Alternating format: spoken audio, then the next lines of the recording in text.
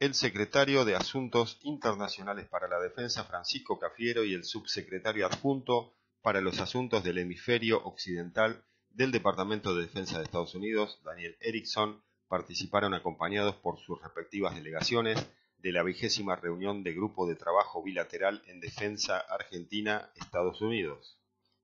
Durante sendas jornadas,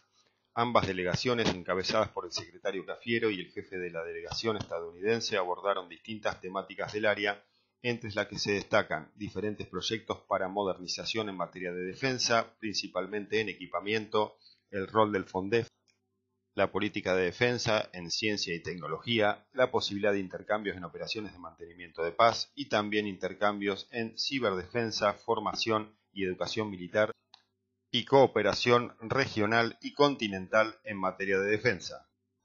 La estadía de Erickson en Argentina incluyó también una reunión con el ministro Jorge Tayana, una visita al Centro Argentino de Entrenamiento Conjunto para Operaciones de Paz, COECOPAS, y una disertación en la Universidad de Defensa Nacional.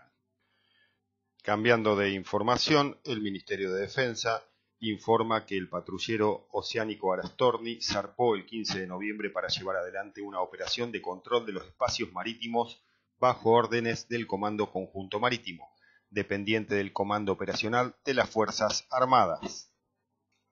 Durante la misma, se efectuará un monitoreo de la milla 201 adyacente a nuestra zona económica exclusiva. Mediante la patrulla se busca disuadir a buques no autorizados de infringir las normas y leyes nacionales y monitorear la actividad en la zona, con el objetivo de evitar que los mismos infrinjan las leyes y resoluciones nacionales.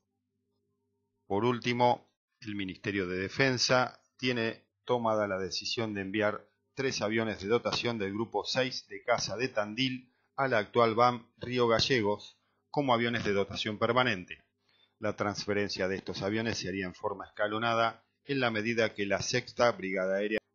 pueda ir cubriéndolos con aviones IA-63 Pampa III nuevos entregados por FADEA.